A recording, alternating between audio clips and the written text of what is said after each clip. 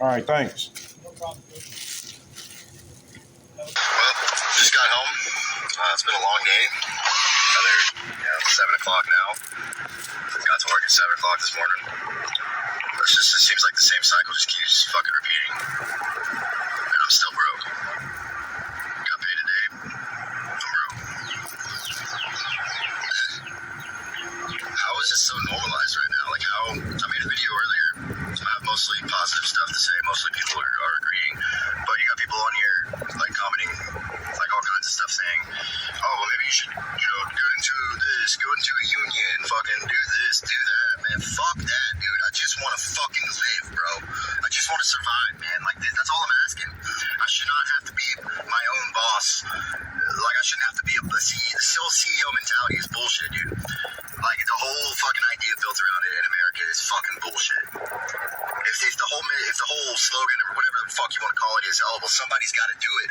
Okay, well, if that's somebody, why can't they just fucking be able to get a livable wage and fucking survive, bro? Like, I cannot keep doing this, man. You see? Welcome to our world. Welcome to our world, motherfuckers. You see? Now these fucking wicked ass crackers, man, these hunkies, these peckerwoods, they starting to feel the curses. You see? Because Esau, Edom, they can't handle destitution. You see? They can't handle poverty because they used to take. I take. And that's what he doing. You see? His own people. They can't even adjust. What the fuck? You see? They can't adjust to tough predicaments. You see? But you wicked ass Babylonians, you ain't doing nothing. You allowing this devil to do what he do. You see? We ain't gonna do shit. We gonna sit back and watch a collapse. Believe that shit. You see? You know what I mean? And look at you dumbass Babylonians, you filthy nasty ass Egyptians fighting over crumbs. You see? Bread and crumbs. Worthless green paper. You gonna use that shit to wipe your ass. You see? We gonna be all right because we know we have no continuing city. You see? We know the Heavenly Father gonna make a escape route for us. We believe. You see? This is 1 Samuel 6, and you see? 1 Samuel chapter 6, this is the book of 1 Samuel chapter 6.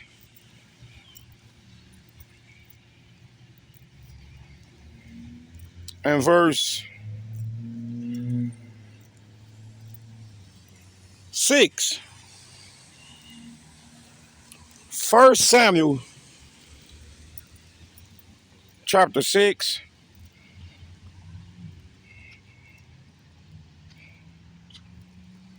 And verse 6. Wherefore then do ye harden your hearts? Absolutely. Who? The devil. Esau, Edom. This motherfucker is Satan. The Heavenly Father, he got this devil, your slave master, your oppressor, harden his heart. See? Against his own people, man. Woo. We don't trust the devil. We don't believe in Mr. Paleface, Esau, Edom, Mr. White Man. You understand? You see? Because we know he's the devil the Bible speaks of. Unlike dick-sucking ass niggas. You niggas. Now these crackers, they starting to feel it. You see? 1 Samuel 6 and verse 6. This is the book of 1 Samuel chapter 6 and verse 6. Wherefore, then do ye harden your hearts? Exactly. See? This motherfucker is heartless, man. And guess what? He gonna come down with great wrath on niggas. You see? You motherfucking niggas. Your devil daddy, your slave master, your oppressor. Hell yeah, he gonna starve your ass out. He gonna create a goddamn famine. You see? They doing it right now, man. With all them damn tariffs. It's nothing but a fucking circus, man. A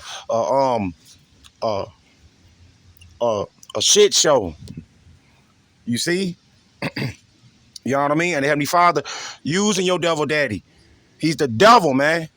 It's nothing substantial and righteous and collective about your devil daddy, your slave master, Mr. White Man. You understand? You see? 1 Samuel 6 and verse 6. This is the book of 1 Samuel, chapter 6 and verse 6. Wherefore, then do ye harden your hearts. Exactly. Did you see that shit? You see? As the Egyptians and Pharaoh hardened their hearts. See? That's talking about Edomites, man. These motherfuckers above niggas. You under crackers, man. You see? See, these fucking devils, man, these hunkies, man, these peckerwoods, they supposed to be the servants. They supposed to be the slaves. You see, but we turned our back on the Heavenly Father. You see? That's why we at the bottom. That's the only reason why we in this goddamn condition. You see, your modern day Pharaoh is Esau Edom, Mr. Paleface. These crackers, these hunkies.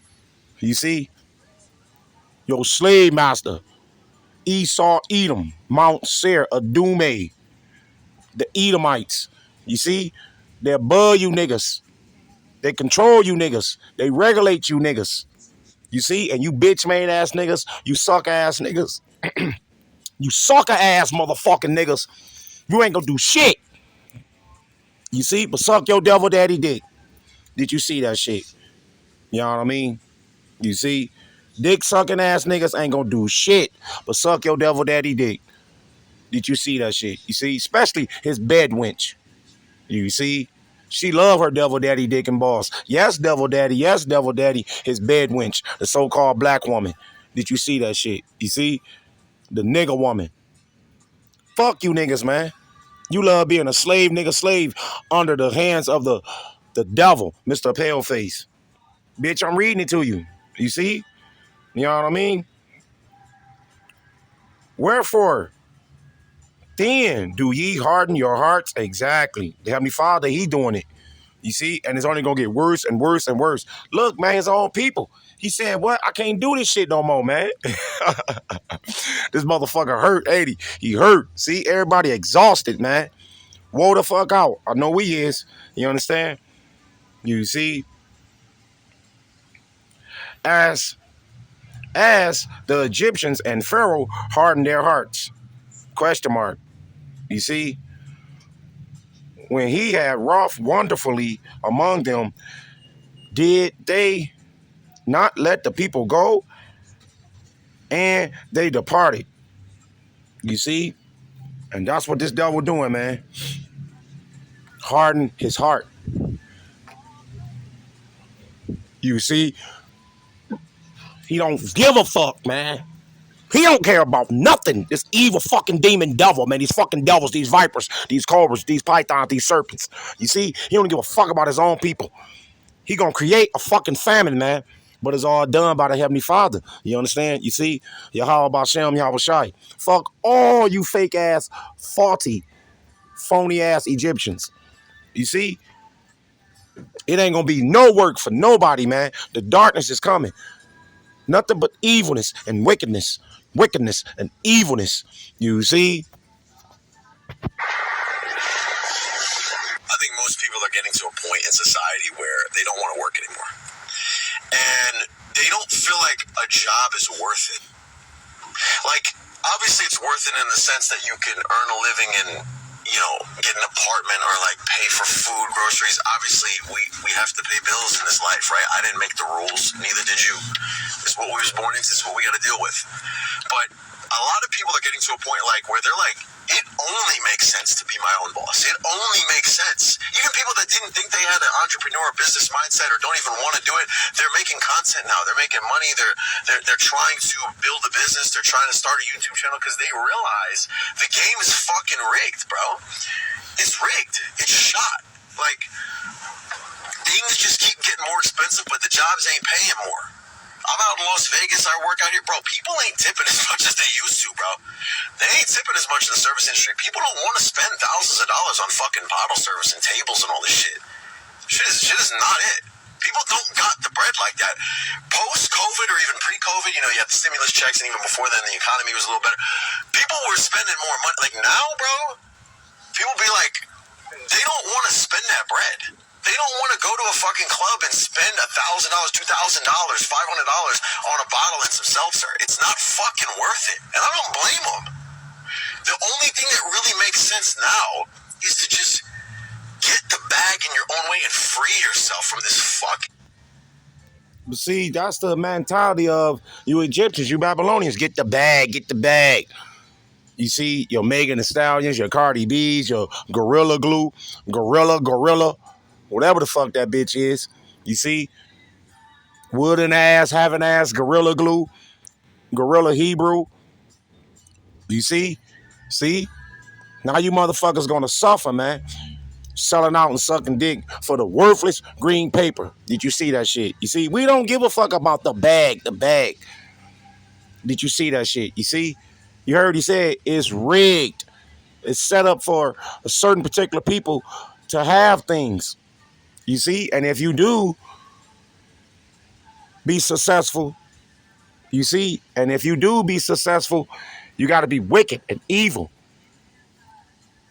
You see, you got to sell out and suck dick. Look at P. Diddy. Did you see that shit? That nigga wicked as shit. You see? See? When you sign your name on a dotted line, they come for your ass. Eventually. You see? They did all them niggas like that, man. Right? Exactly. Kobe Bryant. Right? You see? Kobe Bryant. Mike Tyson. The list go on and on, man. You see? Eddie Murphy, right? You see? Smokey Robinson, his ass 80 years old. You see? Fuck all you wicked ass niggas. Your Kid Cuddies, your what's that wicked ass nigga? Uzi Levert. See, he said he loves Satan, and I'm sending all you motherfuckers to hell with me. Wow, Uzi Levert said that. You see, your Jay-Z's, that motherfucker walking around looking like a goddamn warlock. You on your dig, you know what I mean? You see? Your Megan Thee Stallions, your B. Simones, all them wicked assholes. Your Kim Kardashians, you see, nothing but broomsticks and witchy poos, man. Dick sucking ass, sellout ass niggas. Did you see that shit? You see?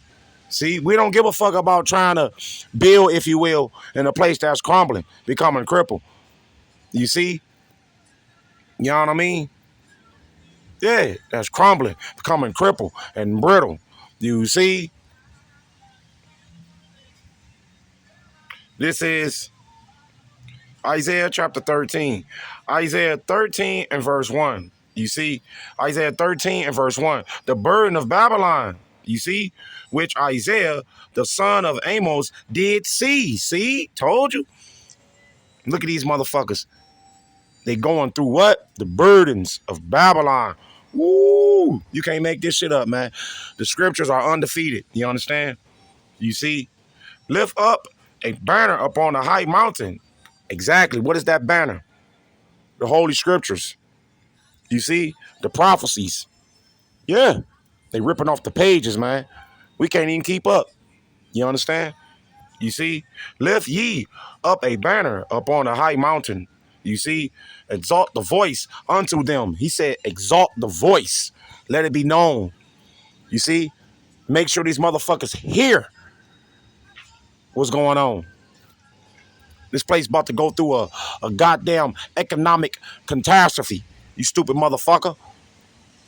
This motherfucker at a goddamn $40 trillion deficit. You see? What the fuck, man? You can't clear that up, man. You can't clean that up. You on your dig? You know what I mean? You see? Lift ye up a banner upon the high mountain. You see? That's right, man, because Heavenly Father using particular, precise, certain brothers that you dick-sucking ass niggas hate. Fuck you niggas. You see? And you dick-sucking ass, pants-wearing ass, evil, wicked ass, head wrap wearing ass nigga women bitches. You see? Did you catch that? Did you see that? Believe that? You on your dig, you know what I mean? You see? And you know you're an Israelite, but you ain't doing nothing for the men of your nation. You see? Wicked ass motherfuckers. I can't stand you dick suckers. You see, I hate niggas, man. Fuck you niggas, man. You're gonna suffer. Heavenly Father gonna starve your bitch ass out, motherfucker. You see, because you hate his son. Did you catch that, motherfucker? You see, he gonna allow the serpent to engineer a famine. It's gonna be so crucial and critical. You see, because people gonna raid the Myers, the Krogers, the Costco's. You see, lift ye up a banner up on the high mountain. Exactly, man. What is that mountain? Babylon the Great, the greatest queendom ever. You see, you know what I mean? That's that mountain, man. He talking about, man. Very proud, full of pride. You see, exalt the voice unto them, shake the hand. See, you see, that they may go into the gates of the nobles. Exactly, man. He talking about the elites. That's why they keep tampering with our channels, man. They represent the nobles, man. They listening. They watching. You see? Sending us negative remarks talking about some cyborg bullying, harassment policy. What the fuck? Because we're reading the scriptures. See? See? They hurt. They hurt. You devils are hurt. You know what I mean? You on your dig? You see? Did you catch that? Did you see that? Believe that? You know what I mean?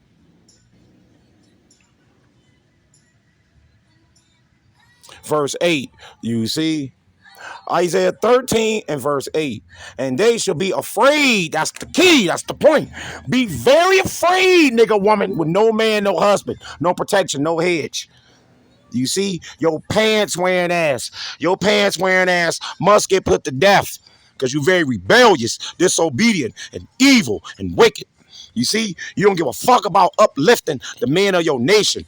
You should be out here trying to tell bitches to let's serve a man, let's share a man. You don't want to do that. You see? You know what I mean? Yeah, you should be out here telling bitches, get to a man, sister. Let's share him. He's handsome. Let's obey him. Let's serve him. You see? Isaiah chapter 13. Isaiah chapter 13 and verse 8. You know what I mean? You bitches about to suffer. You bitches. You hoes. You leftover skeezers with used up pussy. You see? Ran through coochie. High body counts. And you got the nerve to hesitate, procrastinate. Bitch, fuck you. You see?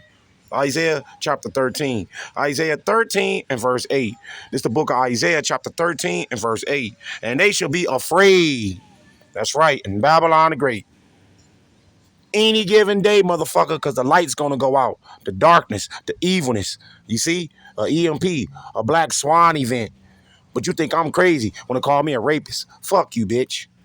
Piece of shit. You see? You know what I mean? And they shall be afraid. See? These niggas that's talking, they're afraid.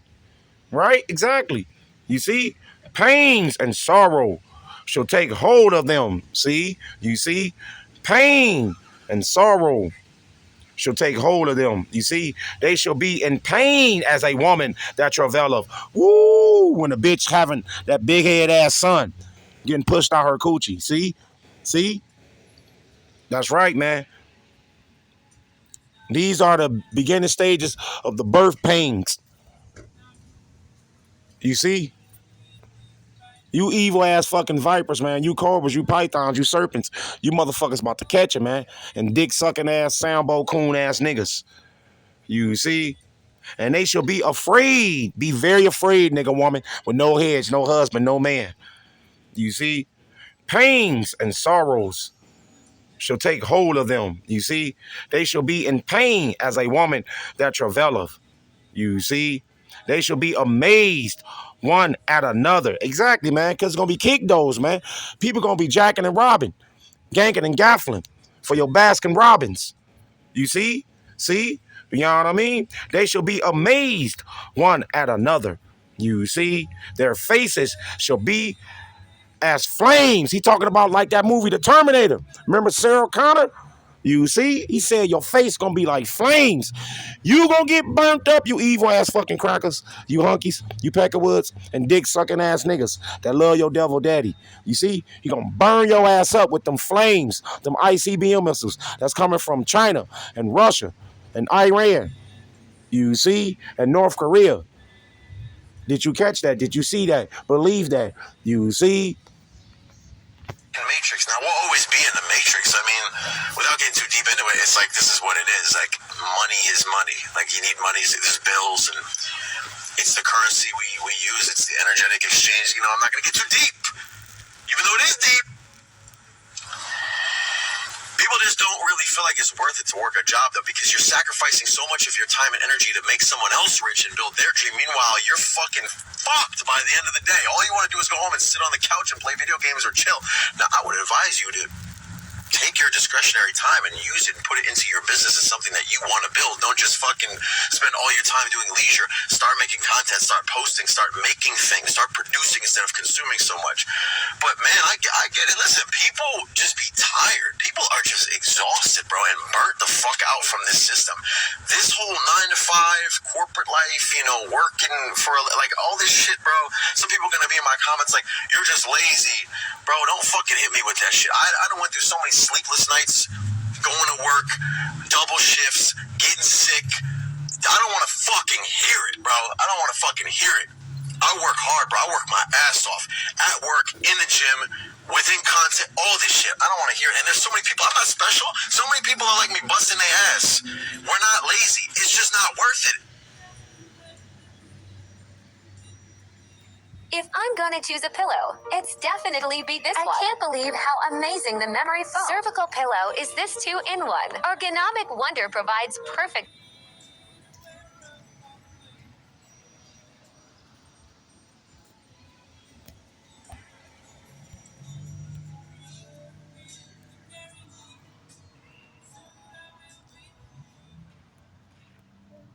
That's some fucking bullshit, you guys.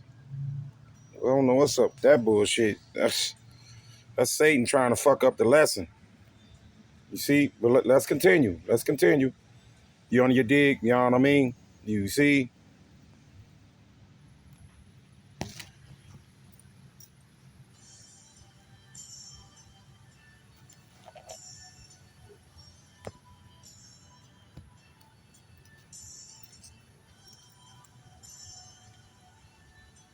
We will be giving details tomorrow. But I can tell you that the talks were productive. We had the vice premier, 2 vice ministers who were integrally involved, Ambassador Jameson and myself. And I spoke to President Trump, as did Ambassador Jameson last night, and he is fully informed of what is going on. So there will be a complete briefing tomorrow morning. I'll turn it over to the ambassador. Thank you, Secretary. I want to echo the Secretary's remarks with respect to the Swiss government. They've been so welcoming, and they've hosted this, and everything has gone off flawlessly, and we appreciate that. And again, to the Chinese negotiators, Vice Premier Liu He, Vice Minister Li Qiangong, and Vice Minister Liao Min worked very diligently, and these are very tough negotiators. A couple of them I know from before, and have had past interactions with them. And this was, as the Secretary pointed out, a very constructive 2 days. It's important to understand how quickly we were able to come to agreement, which reflects that perhaps the differences were not so large as maybe thought. That being said, there was a lot of groundwork that went into these 2 days. Just remember why we're here in the first place. The United States has a massive $1.2 trillion trade deficit. So the President declared a national emergency and imposed tariffs. So we're confident that the deal we struck with our Chinese partners will help us to work toward resolving that national emergency. I would just conclude with saying it was done in the spirit of cooperation, shared interest, mutual respect, and we look forward to sharing the details with you tomorrow morning. Fox News contributor Gary Kohlbaum joins us now. Gary, so the US and China representatives met this morning. They broke for lunch. As we understand it, they are continuing the talks this afternoon. That in itself a sign, perhaps, of some progress?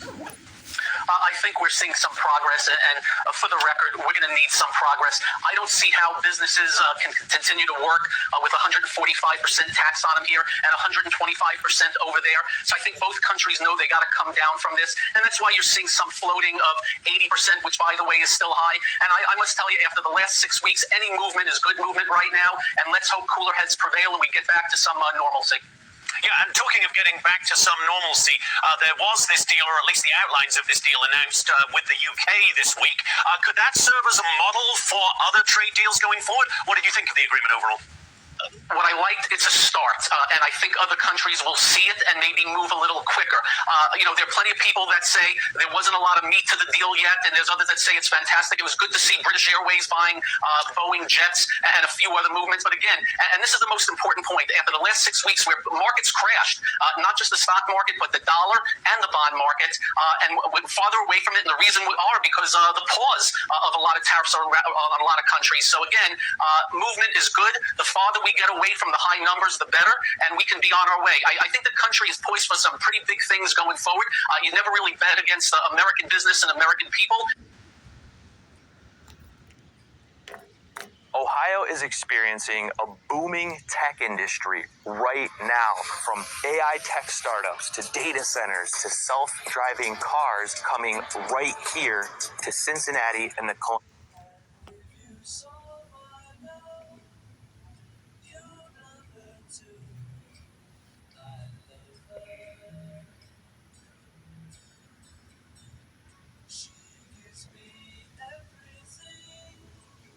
So yesterday I posted a video giving a very basic definition in my own words of what white privilege is. And I kept it very brief and vague on purpose because I had a feeling people would start arguing in the comments, which they did. But I also thought it was super interesting how many people were commenting that I have white guilt, that I want to be black, and that I'm dying for the attention of the black community. First of all, yes, I have white guilt. You should too. Anyone who grows up with the knowledge that they have systematic advantages over other people just because of historical events and historical discrimination should feel a little guilty about that. Whether or not they contributed to that is a whole other thing, but you're reaping the benefits of it. People act like white guilt is something to be ashamed of, but if you use it in the right way and you use it to further reduce injustice, it's a good thing. And when people talk about systematic injustice and things like that, and they say, oh, everyone's equal, and this is happening in the comments, there's no racism anymore, everyone's equal, obviously don't understand what systematic means. And I'm going to give an anecdotal story just to really hit this on the head. I am white, and on both sides of my family, we do not have any massive generational wealth. My mom's father is the only one of my 4 grandparents who we got any sort of generational wealth inherited from. And 99% of the wealth that we inherited from my grandfather was from selling his house. My grandfather was born in 1926 in rural North Carolina, and he was a 6'3" white man with blue eyes. And other than being white, my grandfather didn't have that many privileges. He was one of like 7 children. His mom didn't even get to high school level education, and his dad never went to college. They were not privileged in most other ways that we define privilege, but he was a white male in a very, very racist country. What his whiteness allowed him to do was work his way through college. At the time, there were colleges that weren't accepting black people, and he was accepted to college as long as he could pay for it. And he ended up getting a law degree and becoming very successful.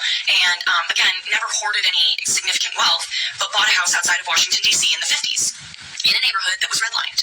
And actually my mom, who was born in the 60s, remembers in the 70s when the first black family moved into their neighborhood, because it had literally been sectioned off and realtors would not sell to black families. And my mom, who is 58 years old, went to a year of segregated school. So for all of you saying it was so long ago, everyone has equal rights now, get over it. My mom remembers when the first black student joined her class in the 70s in Alexandria, Virginia. In 2015, my grandfather died, and we sold his house that he bought for around $100,000 in the 50s, and we sold it for $1 million.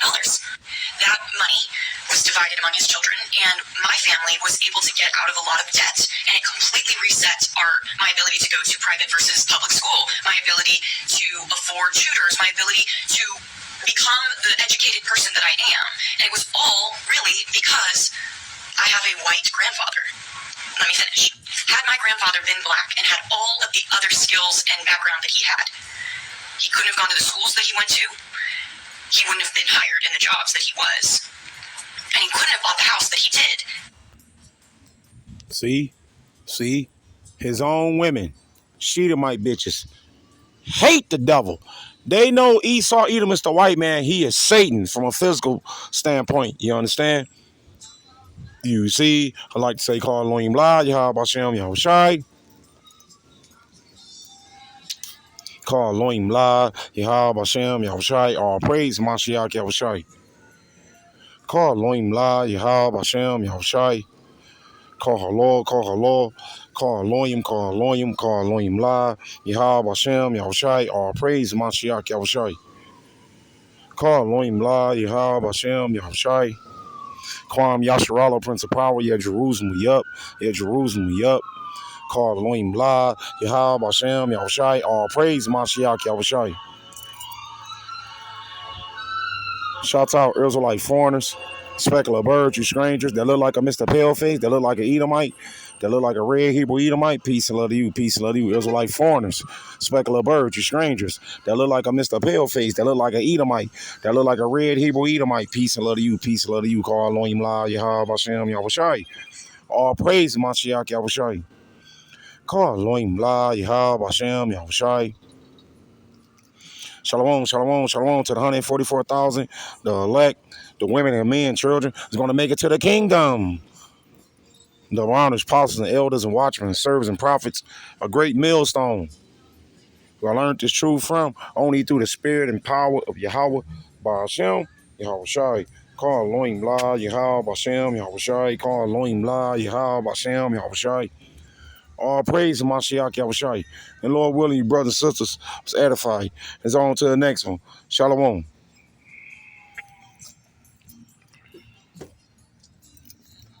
That, however, 65 years later, put his family out of debt. So if anyone tries to tell you it's not that deep, it really is that deep. It goes so far back. Any small privilege that a white person has is probably, to some degree, due to their whiteness. And if you are a white person who has roots in the South, you definitely should have white guilt. And you definitely should be doing the work to understand how your privilege affects the people around you and how you can help level the playing field. Because you, almost 100%, have an ancestor who owned black people. So yes, I have white guilt.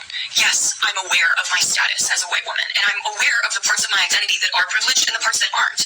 But saying that you have a certain type of privilege doesn't mean that you have every privilege. It just means that that aspect of your identity is favored by society. So I can talk about being a white woman, and that makes me privileged. But if I talk about being a woman, that is actually a disadvantage in a lot of ways. And everyone tried to get all particular about these specific situations where a black person might have a privilege or a woman might have a privilege over a man. Those are isolated situations you're bringing up. We're talking about large-scale, mass, systematic issues. And it's a lot deeper than just, I felt racism as a white person at one point. Fine, yeah, all of us can experience what feels like discrimination based on race. But that doesn't mean that it's systematically affecting you and stopping you and your families from catching up. That's really what it is. Now, yeah, legally, black people and white people should have the same exact rights and privileges. But they're playing catch-up. Because if my family, like I said, had been black, we would never have gotten out of debt in 2015. I would never have been able to afford the school that I went to and live the lifestyle that I'm living right now. And that's because of effects from over 70 years ago. So thanks for listening. And yeah, white guilt's okay. Yeah, man, because I already know what type.